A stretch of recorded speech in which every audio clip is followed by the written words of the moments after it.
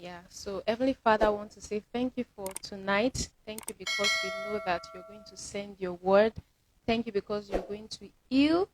And thank you, Father, because by the end of this session, everyone will have something to name. Everyone will have something to say that God did this for me in the course of this session. I pray, O Lord Almighty, that you will be glorified and that your word of truth will come true for everyone. Thank you, precious Father. Thank you, Lord Almighty.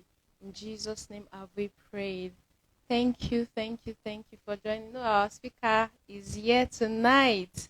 Thank you so much, Mrs. Tosin. Thank you so much for the privilege to host you tonight. Thank you, Damilare Michael, for joining. Thank you, Grace. Thank you, New.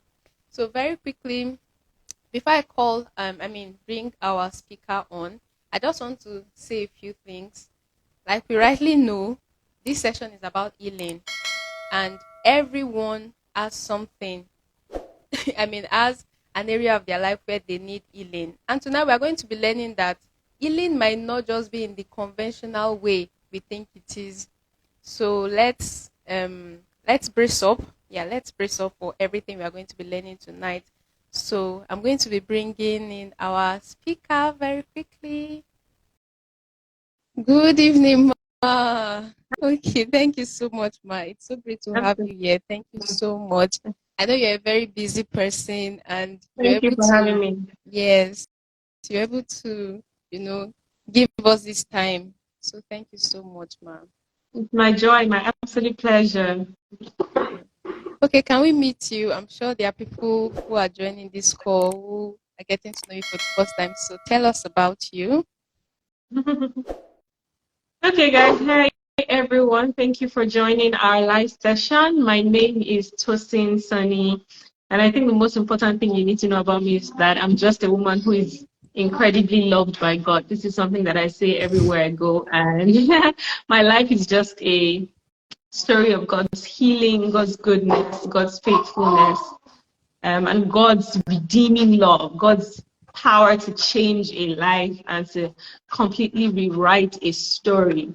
I'm a wife, I'm a mom, and I also like to refer to myself as a soul prosperity coach, right? So I wear a couple of different hats, but in summary, this is who I am. Wow, amazing, amazing. Thank you so much, Ma. Thank you. So we are going My to go straight into our joy. questions. So the first thing I would like to ask is, why do you think people need to heal? Okay. So when we let me just clarify that here we're talking about soul healing, not physical or bodily healing, as maybe some people might think. Although the state of your soul definitely impacts on the state of your body. And of course, it goes without saying, this is one of the reasons why it's important to come into that place of healing.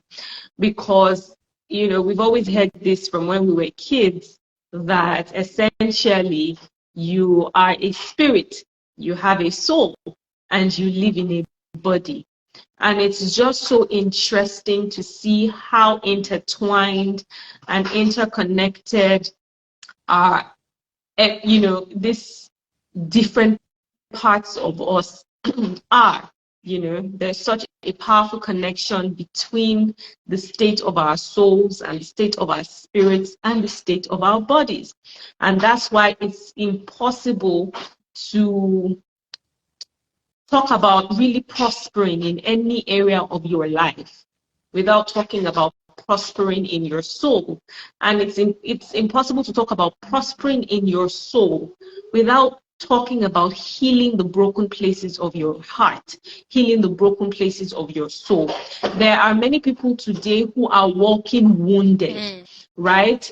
And they don't even know that they are wounded. They're experiencing negative patterns in their lives. They're experiencing negative realities. They are wondering why certain things keep happening to them over and over again, yet they are unable to trace it back to the brokenness in their souls. There are people who are just, wondering why is my life like this? In fact, there are people who are totally oblivious, people who have normalized dysfunction, Mm. people who have normalized stinking thinking, limiting belief systems, broken belief systems, right? Faulty conditionings.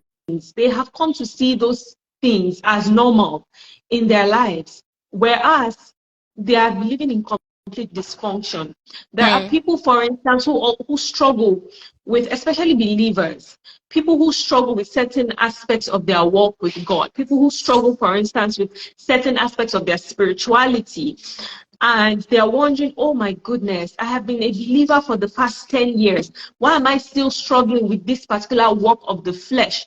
And they Mm. think it's about praying and fasting, Mm. but they don't realize that there is a connection between the wounds in their soul and the work of the flesh that they are Mm. manifesting. So there is a way that a wound in your soul can limit you from fully expressing your divinity. Mm. Do you see? Yes, ma'am. And so that's when we look at the spiritual angle. But even as far as your health and your body is concerned, there's this part of scripture that says, I wish above all things that you would prosper and be in good health, even as your soul prospers. So really, you only prosper generally to the degree that your soul is prospering. So if you are, there are many illnesses, and they're called psychosomatic illnesses, illnesses that have their roots in pain, bitterness, unforgiveness, and you're taking drugs, going to the hospital, all sorts of things, doing everything you know to do on the outside, yet nothing is working because there's a lot of baggage that you're carrying in your soul. So the state of your soul affects the state of your spirit, affects the state of your body. It's so central, and this is why it's important to begin to pay attention and ensure that we are coming into that place of consciousness of how am I really doing in my soul? And how can I begin to step into healing? I always say that you haven't lived if you haven't healed. Anyone who is carrying unhealed, unhealed wounds in their soul is not living the life they were called to live. That person is definitely living a subpar life, a substandard life, an inferior life to the original life they were called to live, because wounds in your soul will limit you. The wounds in your soul will keep you small-minded. Wounds in your soul will attract you to the wrong kinds of relationships. Wounds in your soul will alter the course of your life, will write a whole different script and a whole different narrative for your life that God did not write for you. Do you see? So healing is so important. It's so central. And I feel like even in these days, this is the approach that God is taking to even other aspects of life, to even growing and maturing spiritually. There are heights in God you cannot get to until you allow Him begin to heal certain broken places of your heart. Do you see? So we're in this season where God is shining the light on healing the broken places of our soul. So I could go on and on. Healing is just critical. It's just so critical to living the life we were really called to live. Powerful. That's really, really powerful. From what you said, you made us understand that healing is required, and even down to our spiritual life. So some of the things we are supposed to actually, some level of maturity we are supposed to have attained as believers. Sometimes it can even be a result of something we've not healed from. I know when you mentioned, that was really significant, yes, to me. Because one of the things I dealt with as a believer, like I grew up in church, I was a good teenager in quotes. I did not do all the bad things people did, but up until 2017, I did not even know how to have faith in God. I still did not even trust God. And the the true proof of maturity as a believer is actually faith in God. But I realized that I was reacting.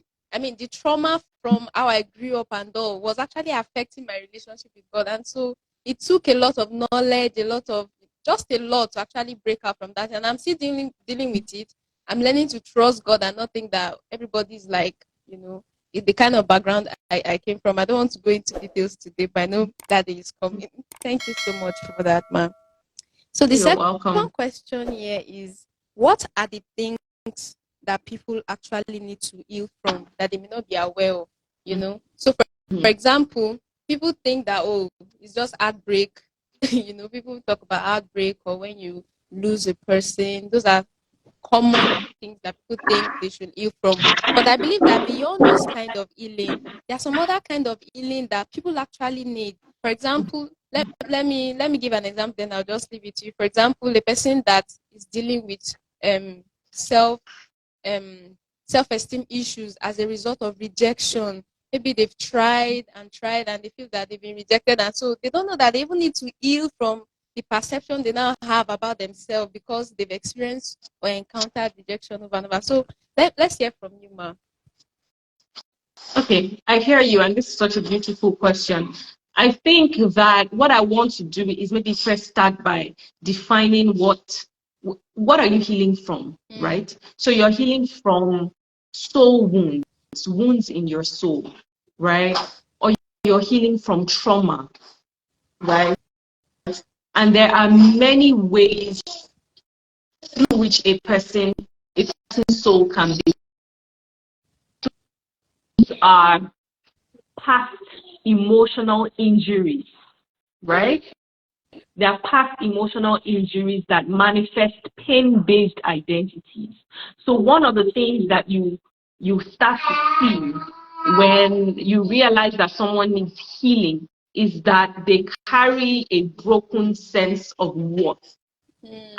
And many people do. Don't mind the wigs, don't mind the social media followers, don't mind the platforms that they have, don't mind, the large following that they have, don't mind their popularity, don't mind that they speak so eloquently and excellently, don't mind that they are role models in society, don't mind that they are people that others really look up to. A lot of people have a broken sense of worth. And in fact, I dare say that sometimes the things that people do so excellently that others praise them for are proof that those people are actually broken. What I mean is this. There are people who, for instance, are trapped in this performance-based way of thinking, whereby they get their sense of worth from the work they do. They get their sense of worth from the social media hype. They get their sense of worth from, just this fancy thing and this whole big life that it looks like they're living. Meanwhile, in the depths of their souls, they're questioning themselves and wondering if they're even worth anything. Do you see? Because when they were young, they saw something, they experienced something, they were told something that marked their soul in such a negative way. So soul wounds will manifest pain-based identities, and they will keep you small-minded. They will keep you having broken belief systems. They will keep you having small, tiny mindsets. They will keep you in cycles of dysfunctional relationships, whether those relationships are romantic relationships or they are platonic relationships. So there's a myriad of things that people need to heal from. When we talk about healing, a lot of people sometimes think, oh, it's only for people who maybe have been through major trauma in their childhood, maybe like rape, divorce, death of a loved one, and all those things are real, but healing is so much more than that, because the things that inflict wounds in our souls are not always the big things. Sometimes it can be a series of seemingly small and unimportant events. For instance, someone who experienced a lot of bullying growing up, someone who experienced bullying, whether with their in school, someone who experienced a lot of neglect and abandonment, someone who was verbally abused a lot. Do you see? So there are different things that can mark a person's soul in such a broken way. Sometimes the things that people need to heal from is broken beliefs, broken belief systems. There are people that they might not be able to say, oh, I went through a major adversity in my life, or they will be like, when I think back, I didn't feel like something major or something serious happened in my childhood. However, they were in an abusive environment. Nobody abused them, but they saw abuse happening. It can mark your soul in such a negative way.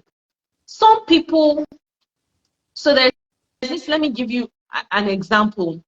This girl, she grew up in a family where she was loved and she was affirmed. Her parents affirmed her and said all the wonderful things to her and all of that. But every day, she witnessed her mother insulting her own self, condemning her own self, saying to herself, oh, you're just so stupid. You're such a dullard. You know, why is your life like this? You know, she witnessed her mom putting her own self down. And that marked her soul in a negative way, even though she was not the recipient of that abuse. Do you see? So she also grew up into an adult who became self-critical because she saw her mother criticize her own self. So sometimes it's not what is done to you. Sometimes it's what your parents do to themselves. Sometimes it's what you experienced in your parents' marriage. Sometimes it's not even what was done to you, it's what wasn't done for you. Do you see? So sometimes it's not even that you were raped or you were abandoned or you were molested. Sometimes it's the love you didn't get. It's the assurance you didn't, the reassurance you didn't get. It is the loving touch you didn't get. It is the praise you didn't get that marks your soul in a broken way and leads you into toxic patterns. So you go into a relationship, for instance, and you don't even know what to expect. You don't know how to set healthy boundaries. You don't know what you deserve. So you start to settle.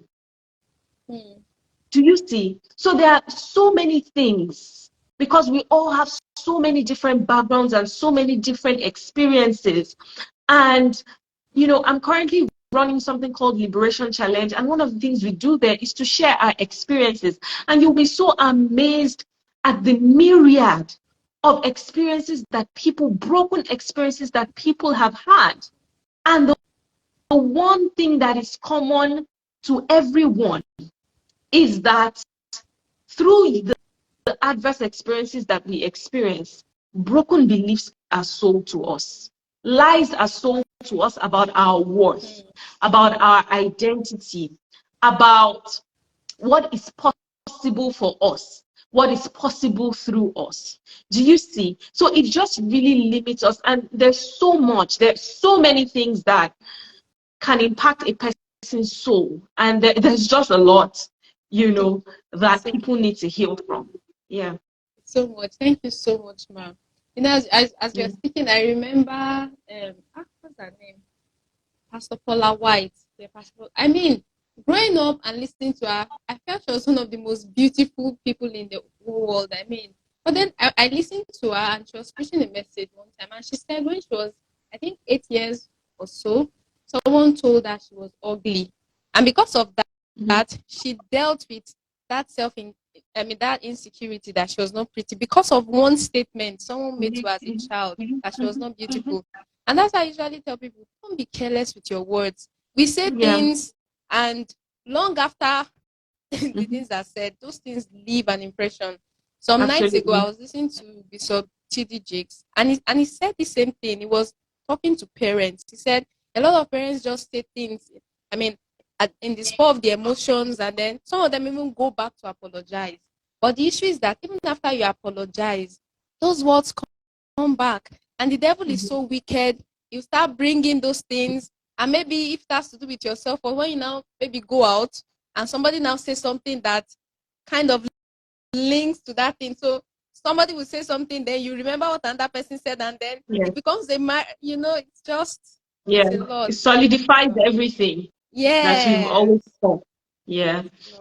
Just to add to that, I remember that this really affected me, this thing you talked about. So when I was growing up, we used to have morning devotions in my house. I mean, I'm a preacher's kid, so it was not even negotiable. Every day there was morning devotion, and we had this roster that we used, right? So everybody had a particular day where they would come and preach.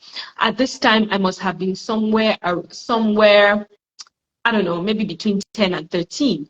And it was my turn to preach, right? I had spent good time the night before preparing my sermon. And then the next day, I preached my message. I thought I did good. I thought I preached up a storm. But apparently I said something. And back then, we used to have so many people who were living with us.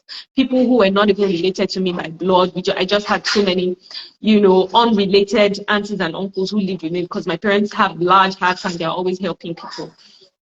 So I preached, and I think I said something that maybe wasn't right, or something that maybe sounded lame, So everybody laughed at me in that, as I, preached. Everybody just burst out in laughter, and it didn't end there because every day you keep for such a long time they were remembering, taunting me.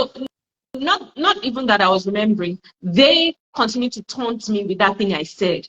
So I could be passing in the house and somebody would just hail me, with that thing I said, and then everybody would start laughing again. Guess what? That thing marked my soul in such a way that it affected my ability to speak publicly for a long time. Because I then grew up afraid that I could say something and it would not make sense. That I would say something and people would laugh at me.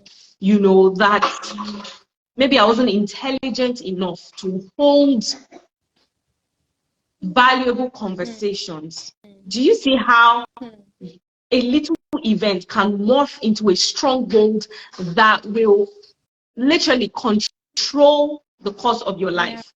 So when I worked in the bank, and I remember that meetings would be going on and I would never speak up in a meeting because I would be having such serious palpitations. My heart would be beating. Even if I felt I had something to say, I would just feel like, oh my God, if I stand up and talk, what I want to say will not make sense. They will laugh at me. I may just say something stupid.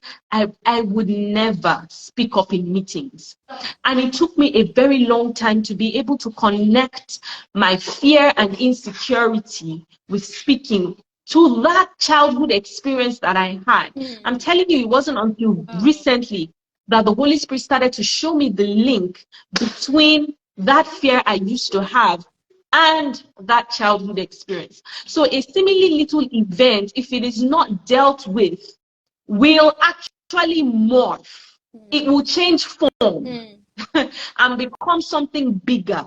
It will become a stronghold that will determine your belief system, determine your actions, determine the way you show up for yourself and show up in the world. So it's just, so these things are so deep and so sensitive. Wow. Yeah. Wow. That's really, really deep. Like, really. I'm trying to imagine because I went to a boarding school. So what you just said is really common. This bullying, making fun of people, giving people funny names. I was actually insecure about my looks for a long time. I felt I was not beautiful because I remember asking a classmate of mine who is a model currently. So I was just asking, okay, what are the beautiful girls in in our set? They did not mention my name. Chai, and you're a whole baby. I was like, so me that I'm asking you cannot say me to I'm fine. Oh my God! Like when I was up until 2019, I was gisting with some group of friends after church, and they were like, "Really, you know, fine? Like, no, no, no, no, no." So if you're not fine, well, who is fine now? I know, right? Like it's just a whole lot of lesson for us to actually learn. To just be sensitive. To be sensitive. Thank you so much, Ma, for that powerful answer. So let me go to the next question, because how can people break away from circles or patterns that hinder their soul prosperity? Because sometimes it looks like we are the ones going back to some places, like the common one where we hear of people who stay in an abusive relationship. This guy is beating you, he abuses. I mean, he's very abusive verbally or even emotionally. And some people keep going back to the same person. So what advice do you have? How can people break away from those kind of circles that make them to go back to patterns that box them in a corner? Okay, it's a lot of work. It's deep work. It's not impossible work. It's not difficult work, but it is work that takes a lot of commitment and intentionality and a lot of self-awareness. So for instance, take someone who stays in an abusive relationship.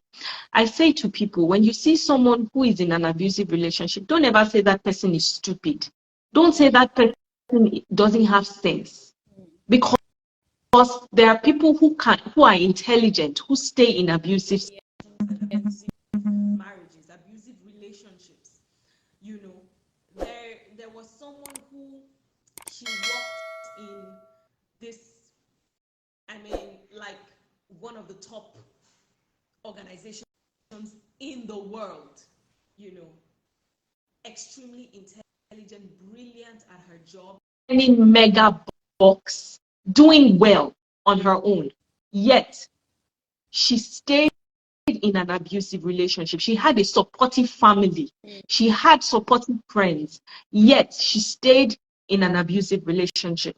And she continued to defend this person who was abusing her. She continued to live a lie. You know, somebody who was abusing her, yet she would, for instance, buy herself a gift on Valentine's Day and pretend and show the whole world that it was this person that was buying it for her. She was not a stupid girl. She was not an unintelligent fellow. The truth is that she carried a brokenness in her soul that told her that this kind of relationship is what she deserved. So when people stay in broken relationships, for instance, it's because they carry brokenness in their soul. People are more comfortable with the certainty of misery than the misery of uncertainty. Let me explain that to you. Naturally, all of us, we gravitate towards what is familiar. That's why there are certain patterns that reoccur in your life. A soul wound, it will program you. It's like a software programming. It is hardwired into your subconscious. You won't even know. The thing will just be controlling you. It will do your soulmate search for you. When you have an unhealed wound in your soul, you won't be in control of the kinds of people that you fall in love with. Your soul wound is the one that will search for a partner that fits the wound in your soul. Because that's what brokenness does, right? So it will lead you to a relationship that affirms the lies you have believed all your life. Do you see what I'm saying? Brokenness attracts brokenness. It is what it is. So until people begin to heal and really heal, they will not be able to sustainably live a broken relationship. So even if you somehow deliver them violently from one abusive relationship, chances are, if they don't go through that process of mind renewal and healing, they will jump right into another broken relationship. I was talking to a guy one day, and he was saying to me that he had an experience that marked him in such an interesting way. This guy is a nice guy, gentleman, very fantastic guy, and he was dating this girl at the time, and he was being good to her. That's all he knew to be, right? And after a while, my son is trying to peep in here. Guys, just bear with me. So, so he was being good to her, he was being kind to her and all of that. And one day this girl walks up to him and says to this guy that she's dating, why don't you ever slap me? Why don't you ever shout at me? Why don't you ever correct me? In her own mind, that was her idea of a tough guy, a disciplinarian of a guy, a guy that could set her straight. And the guy was like, what? How can I slap you? God forbid. How can I be abusive? God forbid. That is just horrible. She broke up with him because she could not fathom that he wasn't being mean to her. You might look at that and say, the girl is not okay. She's something is wrong with her. And you're right. It's because of her own experiences, maybe what she saw growing up, maybe how her father treated her mother, which then led her to continually seek out relationships that looked like what her parents modeled to her. This is what she knows as normal. Do you see? The brokenness in her soul told her that this is the kind of relationship I deserve. This is what normal. So your soul wounds would define what normal is to you. Do you see? So it's so important to then, first of all, now to your question about how do people break free from those patterns.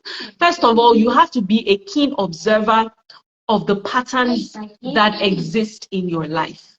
If you don't even know that there are negative patterns in your life, well, we've not started, because we can't heal what you're not aware of. We can only heal to the degree of your awareness of your need for healing. So if you don't even know, if you're not questioning areas of your life and being like, this way, this particular thing runs in my life, I don't like it. This way, the kind of friends that are around me, why is it that all they want to do is get? My darling, I mean, listen, okay? He loves you too much to leave you. Why is it that my friends want to get from me? I'm always giving. People are always taking from me, and nobody ever wants to, support me. Maybe people are always just taking from you. There is something there. There's a reason you are attracting those kinds of people. So whether this is a friendship, like I said, or a romantic relationship, whether it is issues with anger, emotional outbursts, maybe you even self-sabotage, you ruin relationships just by your own, just with your own hands, you spoil everything. You need to be able to see the negative patterns that exist in your life. You need to get to a place where you don't normalize dysfunction, where you sit back and have a meeting with yourself and you are like, let's talk. These things that are happening in my life, are these my preferred realities? You see, are these my preferred realities? And then when you begin to identify, when you begin to identify the patterns in your life that are not your desired realities, you can then begin to ask, how did I get here? Ask yourself, take the top maybe 3 areas of your life where you desire the most change, where you feel like, these are areas of my life that they're not working. Then begin to ask yourself, how did I get here? Most times, the problems we have are rooted in the broken beliefs that we carry. Do you see? So you then want to start asking yourself, for instance, if you have relationship issues a lot, if you have a lot of relationship issues, you want to ask yourself, what do I believe about relationship and marriage? What do I believe that a beautiful relationship should look like? What do I believe that a normal marriage should look like? Write out your honest thoughts and beliefs about that area and identify which ones. At least you should be able to know that there are beliefs that I have about marriage that these beliefs are not right. These beliefs are not okay. There are beliefs I have about relationship, about how I should be loved, that are not okay. But you see, the problem is when people don't even know what is good and what is bad, it can be a very terrible situation, So the way to know is to begin to expose yourself to the truth. When you expose yourself to the truth, it will naturally throw out the lies that you believe. But if you're not exposed to the truth at all, you will think your lies are the truth.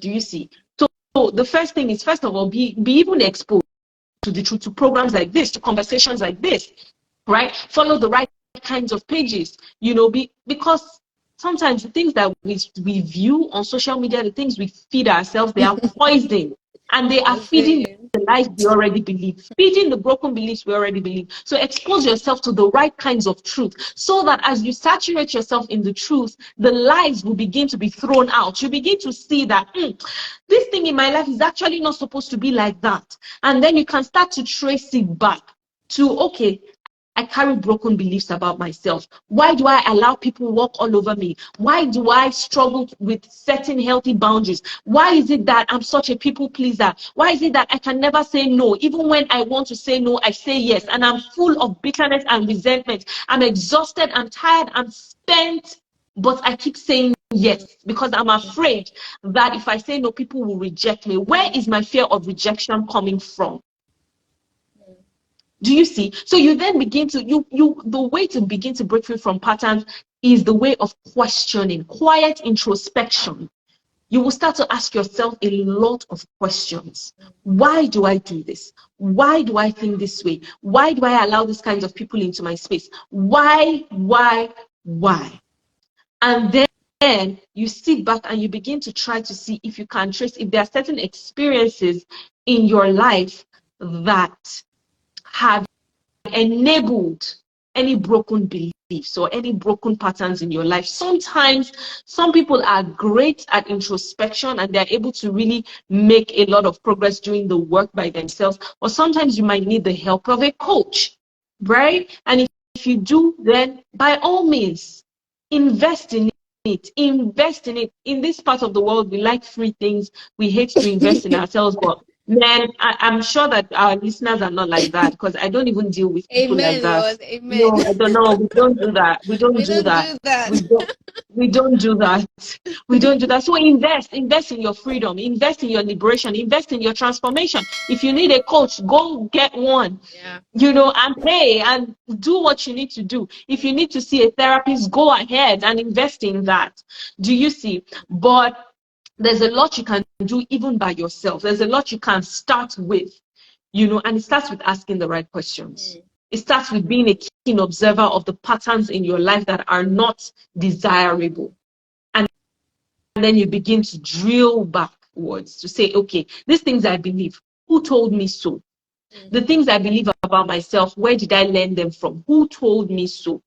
If you believe that, oh, I have to work hard to earn the love and approval of other people, therefore you are always spending yourself, you are always self-sacrificing, you are always, even at the expense of your well-being, you continue to say yes. And we sang that song in school, do not say yes when you mean to say no. You did No. not think. No, you say yes because you feel like you have to work hard to earn the love of people, the acceptance of people. If you're able to identify that, okay, this is a belief I carry. I carry the belief that I have to work extra hard to earn the love of people. Then you will ask yourself, where did I get this belief from? And then you can start to drill it down. So maybe when you were growing up, for instance, it was a case of, if you did not have 100% or at least 98%, you're not doing well. You don't get any praise, you don't get any commendation, you don't get any. If you're not the first position, then why are you showing me your report sheets? Like, even if you are the second, it means nothing to it meant nothing to your parents. Someone like that is likely to grow up feeling like they have to perform for approval. Do you see? So your childhood experiences are so linked with the current realities and current belief systems that you carry. And this is how you expose them, by asking yourself questions. Some of us might not be willing to go to certain places in our childhoods because people have very painful childhood experiences. But until we begin to open up those wounds, we will not be able to recalibrate our minds and redefine the experiences and realities that we're experiencing in our lives. So it's multifaceted, yeah. but I feel like, yeah, exactly. It's not a 1 hour conversation. This whole thing is, like, we could take months to unwrap it, in several classes. Do you see? But okay. No, please go. In summary, I was going to say, just in summary, this is how I would say go about your journey. I particularly love what you said, because a lot of times we even when you can introspect yourself and all, it's important to get a coach. Get a coach. Like those of us that are watching and for those that watch later, Mrs. Yemi is a soul prosperity coach. You might want to check out what she does and sign up for her services. Please, especially if you're listening and you're saying that we are shaking different areas of your table, just get the appropriate coach for the areas of your need. They are therapists. She's a soul prosperity coach. There are different people. So please, let's reach out. Let's not feel like the investments we pay is too much, because this is your soul. Because at the end of the day, everything we do, it comes from inside out. And when we were speaking, I remember myself, I actually have an issue with pleasing people, because growing up I A wanted to lot of people earn, do. It's a as very common in problem. Don't it's worry. very common. I know, right? Like I wanted to earn my way, like I work hard. I remember when my mom, when she loves moi, I'll use my hand. We had a blender, oh, but I'll use my hand to blend this. So that you Just because I could wanted to get show the her, approval. yes, that I went all the way. I never use blender. I use the stone. Suffered my, like, what's the meaning of that? What kind of what sort of a mindset is that? And I grew up like that. I was always trying, and at the point I got tired, because I Yeah. wanted to earn everybody's love.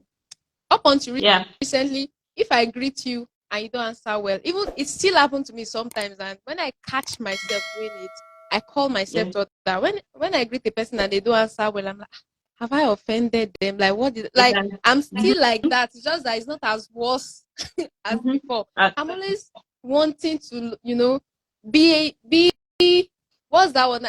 I just want to be good with everyone. I just want to be on the right page with everyone. There was yeah. somebody that was doing something in church, and so I was trying to just smile or something, but she didn't smile properly. And you won't believe this. It was in the place of prayer. I was praying last night, and the thing just flashback.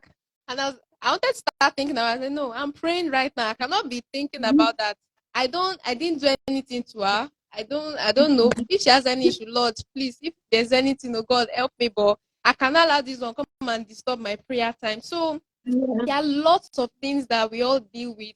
And that's why I also love that community you talked about. You said people come, they share, um, people talk about what is happening in their life, and that is an outlet. Having a place to actually express yourself. And even when you're Mhm. even hearing other people's experiences, let you to know that, oh, so I'm not even the only one going through this thing. And Yes, having a community you belong absolutely. to, it just helps you to know that, okay, I can do better. I can Mhm. learn better. If somebody was able to go through this, I can also do the same. So please, let's join communities. Um let's subscribe to services of coaches. Like I rightly said, she's a soul prosperity coach. So please, let's visit her page, check out what she does, and find the one that we need to actually get for ourselves. It's very, very important. Mhm. I'll just go Mhm. to the next question because of time now. So please, if you have question, please drop it in the question section. The next question is, so what does it take to heal and be whole? I feel like you kind of answered this a bit in this. So, but that's the next question. Now, what does it take to heal and be whole? Okay, so if I could summarize that in maybe 3 or 4 steps, I would say the first thing is awareness. It takes awareness. It takes consciousness, right? You must be aware. Like I said earlier, we can only heal to the degree of our awareness of the need for healing. So if you're not even aware, if you're not self-aware, we haven't started on the healing path at all. So you first of all need to be aware, what are the areas of my life that are suffering? What are the areas of my life where I'm not seeing the desired outcomes, you know, where I'm not seeing desired outcomes? What are the areas of my life where there are negative patterns? What are the areas of my life where I have, mindset blocks? Or how do I view myself? Do I have a broken view of myself? Do I have a victim mentality? Do I have, you know, do I, and one of the ways that you know that somebody is broken and carries brokenness is you feel like you're not at home in your own life. You Hmm. just feel like something is off. No matter who praises you, no matter how much validation you get, no matter how many degrees you have, no matter how much stuff you have in your house, no matter how much you have in your account, you still feel like you are not enough. You still feel like you're inadequate. You still feel like you're not worth much. Do you see? Those are some of the ways that you know that there's something wrong in my soul. So if you feel any of, anything of the sort, then it's time to start getting self-aware to say, okay, what is really going on in my life, right? So the first thing I would say is consciousness. The next thing that I would say, as far as your healing journey is concerned, would be compassion. You need to have compassion for yourself. Many of us, we don't give ourselves grace. The same way we were criticized and harshly treated as kids is the same way we are still talking to ourselves as adults. The voices that are in our heads are still the voices that spoke to us when we were 4 years old, 5 years old, 6 years old. It's because as you become aware, you're going to start to notice the painful experiences in your life that led you to where you are. And when you start to discover them, you're going to have to be compassionate to yourself. You're going to have to offer yourself the kindness, the grace, the succor that you maybe didn't get as a child. You are going to have to be compassionate and graceful with yourself through your healing process, and patient with yourself. I'm not saying through a pity party. I did not say pity. I did not say make excuses for your bad behavior. I did not say, oh, because my parents were abusive towards me, and that's why I'm also emotionally, abusive. That's why I lash out in anger. There's nothing I can do about it. That's how I experienced it. No. I'm not talking about making excuses or throwing a pity party for yourself, but I'm asking that you show yourself grace and compassion. I'm asking that you imagine yourself as that 5-year-old child that was maltreated and give that 5-year-old child a hug and a word of reassurance. I'm saying that you imagine yourself talking to someone else. Like if Joan came to me right now and she started to, or no, let me not even say Joan. If a 5-year-old girl came to me right now and started to just, pour out her hurt and her pain to me, how would I treat that child? I would probably give her a hug. I'd probably tell her that, the things that she believes, they are lies. That's not who you are. I would probably, begin to give her reassuring words. Those are things that we need to give ourselves. Some of us are giving gifts to other people that we are not willing to give ourselves. And this is what we even see in the body of Christ, even with preachers. They are extending and preaching so much grace to others, but they cannot give themselves that grace. And that's why there is suicide. Do you see? So compassion is the next thing before we can then talk about change. Right? And so in that process of change is when you begin to seek out the right resources, begin to seek out the right kind of help. A lot of us are unable to, really walk that path on our own. Some people who might be able to make significant progress, by themselves. But like I said earlier, some people might just need the help and support of someone else, right? So whatever it is, you have to then put your head in the game and say, look, I'm done. Like this pattern is ending. I'm not even passing it on to my next generation. It ends. This cycle, this nasty cycle ends right now. So what am I going to do about it? What resources do I need? What tools do I need to be able to break free from the negative patterns in my life? So that's where we talk about change. The other thing that we need as far as our healing journey is concerned, we cannot overemphasize, and we must not underestimate the place of authentic relationships and powerful communities. There's something called relational poverty, and it's a plague in our world today. Our world is plagued today with relational poverty. People have more social media followers and less real connections. People have more social likes and less actual Actual. loving relationships in their lives. People have thousands of followers, yet they have no real friends, no true friends. People are masked up. Nobody knows who they really are on the inside. There are people that they have no one that they can just call at the end of the day and say, I'm feeling messed up. Pray for me. There are people that they don't have anybody that I can call on a dark and cloudy day and say, look, my head is under my pillow right now. My head is under my duvet. I don't want to see anybody. This is the lowest I have felt all my life. Pray for me right now. There are people who don't have anybody to talk to, yet they are socialites. They have 1,000 friends. They attend all the parties. Everybody comes to their house for their parties. And it has nothing to do with temperament. Sometimes the people that you see that have the most friends have the most shallow relationship.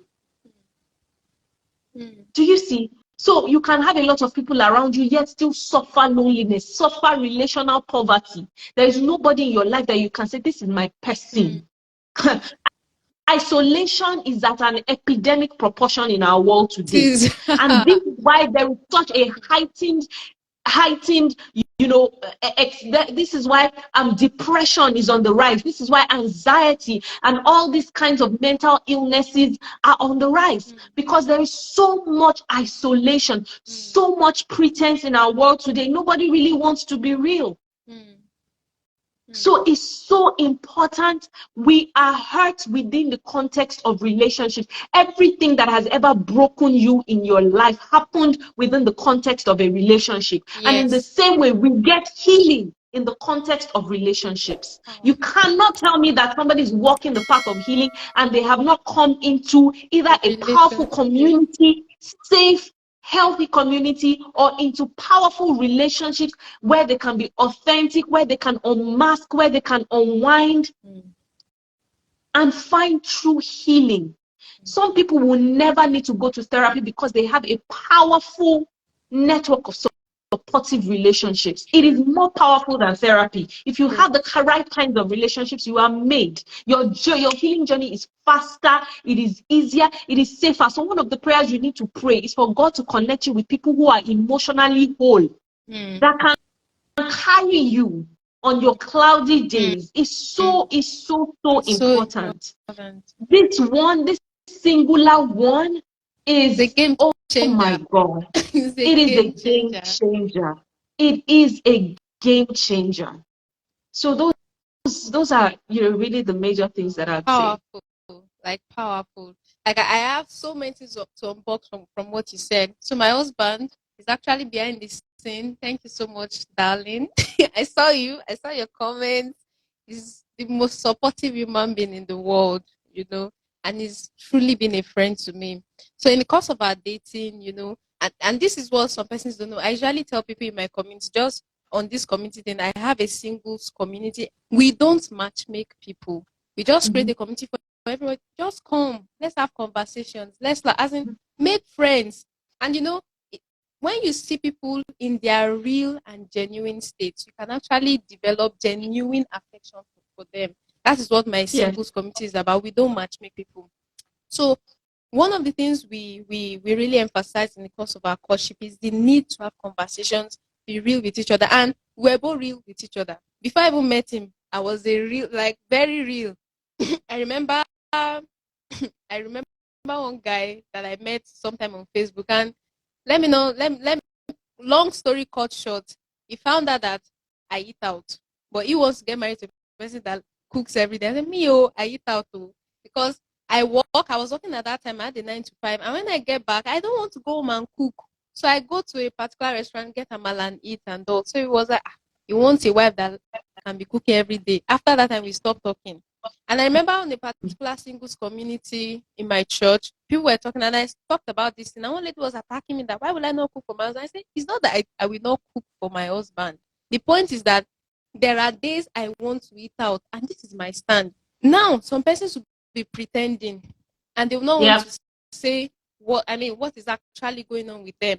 So when me and my husband were dating, one of the things he shared with me was his experience at a therapy session where there were some things, I don't want to go into the details today because of time. And one of the things the therapist told him, I can even Justin and Abe, they have a they have a podcast, the Connected Life. Maybe you even know them. For those of us watching, we can check them out. They are powerful. So they gave him a book, and by the time it was done, they were able to unravel so many things, and it was all connected to the things that happened to him as a child. And one of the things the therapist told him was picture yourself as that was it 5 year old or 10, yeah, 5 year old boy, and embrace yourself. Like, what would you say if you saw that 5 year old child that had experienced all those things you experienced as a child, those things you felt your parents didn't do, how, just all those things, just imagine it. And he went through that therapy session, and it was really, it played a major role in his healing journey. Why did I share this experience? It's just to buttress that point you said, that if you saw a 5 year old child, you're going to hug that child. You're going to, so we need to show ourselves mercy. My husband had to do that. He had to show himself mercy and stop feeling bad about, who he was as a child. And that actually helped him to heal. So that's a very, very important practice. Let's look at ourselves. Show yourself mercy. Yes, you might have made a mistake, maybe at your place of work, and maybe genuinely you didn't do that presentation well. But who does not make a mistake? Everybody makes a mistake. So if you were if you're the boss, how will you handle that situation? Show yourself mercy. If your boss or your neighbor or your leader will not show you mercy, show yourself mercy. Embrace yourself. Tell yourself the lessons. Very, very, very important. Very, very, very, very important, because some persons don't also strike a balance. They talk about forgive yourself, embrace, and then they don't learn the lesson. No, don't do that. Ensure that you actually learn the lesson from what has happened and forgive yourself and move on. Very, very powerful. Thank you so much, man. This is the last question. So now, is healing a definite process, or is it an ongoing process? Some people feel, of course, the spiritual healing now. I've been in places, and even myself, God have healed me, like physically, health-wise. But we are talking about this soulish healing. These are some of the things that we've even lived with for several years. Some of them we don't even know. Some of them we are just getting to know them, or some of them circumstances reveal it. I remember an experience I had. I never knew I had that in me. I saw someone, hurting my mom, and this was an elderly person. I spoke to the person. What do you mean? Like, this person threw a stone at my, like, from where to where? So I reacted in a way, and I'm like, really? Did I? Because I felt I'm not I'm not aggressive. I naturally run away from conflict. In fact, one of the things me and my husband had to deal with was we have to have difficult conversation. I'm kind of person that I want everything to be happy, fun, I just like happiness. But life is not like that. So I didn't know I can even talk like that, because I'm a person that naturally runs from trouble. But when I was in the face of danger, somebody was about to hurt my mom, something came out. So sometimes circumstances reveal things that we don't even know was enough. So what can you say? Can you say that healing is just a one-time thing, or is this something that we need to keep doing? So what do you think, ma'am? I think healing definitely happens in phases and in stages. I was sharing with my community earlier this week that even up until last year, and maybe even this year, even after I had come a long way in my healing journey, God was still revealing areas of my life where there was hurt. God was still revealing to me things in my life that are rooted in broken beliefs that I carry, which are also rooted in past negative experiences that I have had. So a lot of times your healing will be progressive. Your healing will be progressive. And this is where we need to be patient with ourselves, be gracious with ourselves. There are things that if you went through all your healing process at the same time, it would break you. You would not be able to handle it. Because we're talking about, for some people, 30 years of brokenness, 40 years of deep-seated trauma and wounds. No, now, you will not unravel everything in 1 year. No. It happens phase by phase. Healing is in layers. As you heal a layer of your soul and feel like, oh my God, I'm in such a good place. This feels so good. And especially if you're a believer, God will be like, girl, I'm so proud of you and your journey. But I want you to see something more here. There's still this other area where you need to heal. There's still this thing. So until he gets everything out of you, God is not in a hurry. He's very, very patient with you and your process. He will give it to you in doses that you can handle per time. Because the healing process sometimes can be a painful process. And if we expose you to all the pain, it might actually kill you.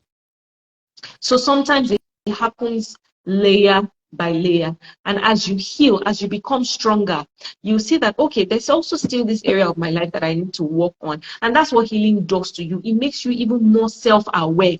Healing helps you identify other patterns in your life that you didn't see before. The more you heal, the more you heal. So it happens in layers, and it happens in stages and in phases. There are things that you don't even, right now, your brain cannot even process it. It might not process it until maybe a year from now, and that's fine.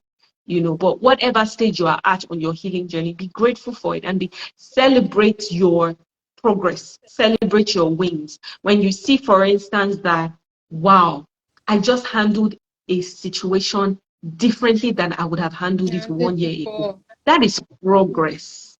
That is progress. Something that would have triggered me or tripped me up. It didn't even scratch me. That is progress. Be grateful for that. There might still be other things that you need to work on, other things that you need to heal from, and that's okay.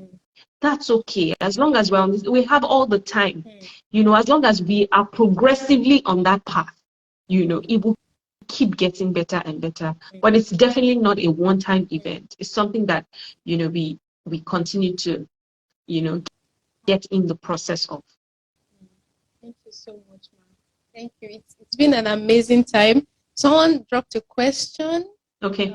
Let me read it out from Grace. She said, what examples of experiences does one go through to grow into sabotaging patterns? Let me see if I can find that question. Okay.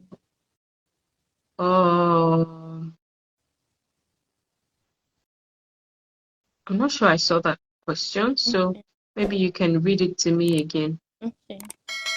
You said it's from who?